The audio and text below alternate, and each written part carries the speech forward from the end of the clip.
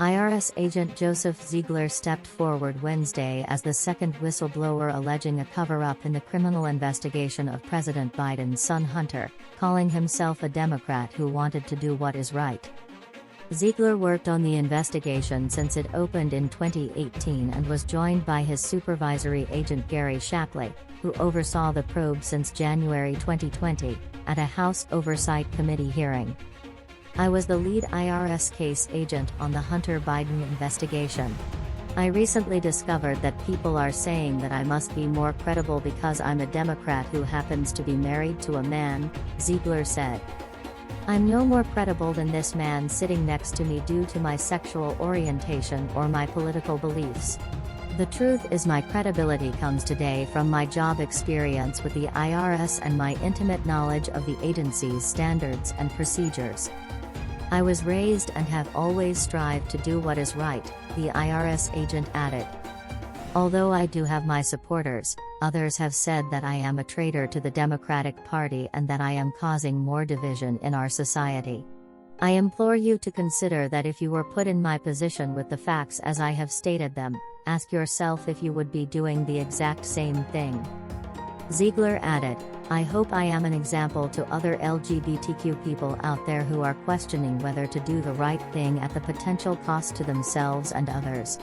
We should always do the right thing no matter how painful the process might be.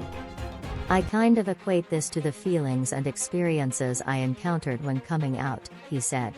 "It was honestly one of the hardest things I ever had to go through. But I did what is right and I'm sitting before you today." Shapley and the case agent say that Delaware U.S. Attorney David Weiss was not able to charge Hunter Biden with tax crimes in Southern California and Washington, D.C., because of the opposition of Biden-appointed U.S. attorneys, directly contradicting Attorney General Merrick Garland's claim that Weiss had unilateral authority to bring charges even outside of Delaware. Both men say investigative steps were slow-walked or blocked and that authorities tipped off Hunter Biden's legal team about interest in searching a Northern Virginia storage locker that may have contained evidence and about an attempt to interview Hunter in late 2020, wrecking both attempts. They also say that a proposal to interview other Biden family members was rejected and efforts to analyze President Biden's role in his son's lucrative consulting work in countries where he held sway as vice president were barred by prosecutors at the U.S. Attorney's Office in Delaware. Shapley, who has worked at the IRS for 14 years, and his subordinate, who has 13 years of experience, previously were interviewed privately on May 26 and June 1 by the House Ways and Means Committee, weeks before the Justice Department announced a probation-only plea deal for Hunter Biden featuring 2 tax crime misdemeanors and a felony gun charge that will be expunged after 2 years. Weiss has issued written statements that give the impression he denies the IRS agent's claims that he lacked independent prosecutorial authority, though subtle differences in terminology mean the question is still open. The Ways and Means Committee last month released a WhatsApp text message provided by Shapley that Hunter sent to a Chinese business associate on July 30, 2017, invoking his father and threatening retribution if an agreement was not fulfilled, reportedly prompting the flow of about $5 million within 10 days from the Chinese government-linked China Energy. The case agent says in his prepared statement that another WhatsApp message sent on August 3, 2017, from a Chinese business associate to Hunter also hints at Joe Biden's involvement because he offered his best regards to you, Jim and VP. Jim is a reference to first brother James Biden, who worked with Hunter on the deal, which at one point had Joe Biden, referred to as the big guy, penciled in for a 10% cut. Former Hunter Biden business partner Tony Bobulinski says he met with Joe Biden in 2017 about the SPA deal. "I have outlined for you some instances in which assigned prosecutors did not appear to follow the normal investigative process, slow-walked the investigation and put in place unnecessary approvals and roadblocks," Ziegler said. "A number of times, we were not able to follow the facts. In total, Hunter Biden allegedly bilked Uncle Sam of about $2.2 million in taxes on roughly $8.3 million in foreign income from 2014 to 2019, the tax investigators say. His guilty plea only references failing to pay more than $100,000 in 2017 and 2018. Shapley, a registered Republican who says he has voted for Democrats in the past, including President Bill Clinton, initially contacted Congress in April about his concerns. Exactly 1 week later, Hunter Biden's legal team visited the Justice Department headquarters in Washington in a sign that a charging decision was close. The tax agents say they prepared a raft of felony and misdemeanor charges against Hunter Biden, but were confronted by reticent Biden appointees, as well as Weiss' own qualms about charges for the years 2014 and 2015, which he allegedly viewed as more difficult to win a conviction due to potential jury sympathy over Hunter grieving the death of his brother, Beau, at the time those tax bills were due. On February 25, 2022, the IRS sent the prosecution report forward to DOJ Tax and the U.S. Attorney's Office.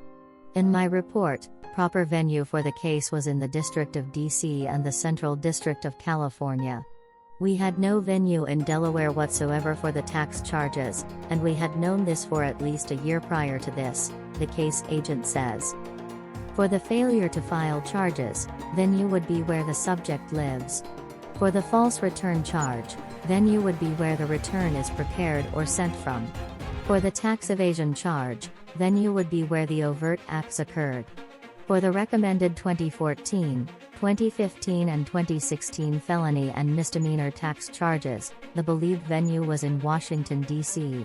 And for the recommended 2017, 2018, and 2019 felony and misdemeanor charges, the believed venue was in the Central District of California.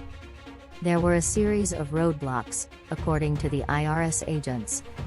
In late August/early September of 2022, Gary Shapley and I had one last meeting with Delaware U.S. Attorney David Weiss and leadership from the Delaware U.S. Attorney's Office to talk about the misdemeanor and felony tax charges for 2014 and 2015, the case agent intends to say. At that meeting, from what I recall, David agreed with us regarding the potential charges for the 2014 and 2015 tax years. He said they were great and that we had thoroughly investigated it. But David had been getting concerns from DOJ Tax regarding charging the 2014 and 2015 tax years. He further said that they viewed at a trial that evidence brought forward related to these tax years could affect the charges brought for the later years, which he stated were much more clear and stronger. He cited information regarding the subject's brother's death, Hunter Biden's substance abuse, and that could cause the jury to have sympathy for Hunter Biden and to potentially acquit on all of the charges. At this meeting, David told us that he was still weighing the evidence and the charges. At that meeting, we asked David when he plans on charging the case out in California, and he says, hopefully by the end of September. Later, the agent's prepared testimony says, in and around January/February of 2022, I had learned from my IRSC leadership as well as investigators with the FBI that they had been told that the California U.S. Attorney's Office, President Biden appointed U.S. Attorney E. Martin Estrada, had also said no to bringing the tax case in the Central District of California. Also in early 2022, I get a phone call from DOJ Tax Attorney Mark Daley. Mark Daley had said that now that the U.S. Attorney in the District of D.C., believed to be President Biden-appointed U.S. Attorney Matthew Graves, looked at the case, and that he didn't want to move forward with the charges, the agent will say. In early August of 2022, federal prosecutors from the Department of Justice Tax Division drafted a 99-page memorandum. This memorandum recommended approving felony and misdemeanor charges for the 2017, 2018 and 2019 tax years. If the Delaware U.S. Attorney David Weiss followed DOJ policy as he stated in his most recent letter, Hunter Biden should have been charged with a tax felony, and not only the tax misdemeanor charge. We need to treat each taxpayer the same under the law, he also will say. In early August of 2022, we had a phone call with the assigned prosecutors and the investigative team, to include my supervisor Gary Shapley. On this call, the assigned prosecutors had said that the U.S. attorneys assigned, Asa Leslie Wolf and Carly Hudson, and the DOJ tax attorneys assigned, Mark Daly and Jack Morgan, were going to recommend for approval the misdemeanor and felony charges for 2017, 2018, and 2019 tax years, and that the appropriate venue would be in the Central District of California, which was written up in a 99-page prosecution memo. The charges were never brought. White House Press Secretary Karine Jean-Pierre said Tuesday that the White House does not intend to focus on the hearing, though exchanges, including between the whistleblowers and House Democrats, are likely to command significant national attention. That's today's latest news. Don't forget to subscribe, like, and comment so that this channel can continue to exist. Thank you for listening to the end, and I hope it's useful.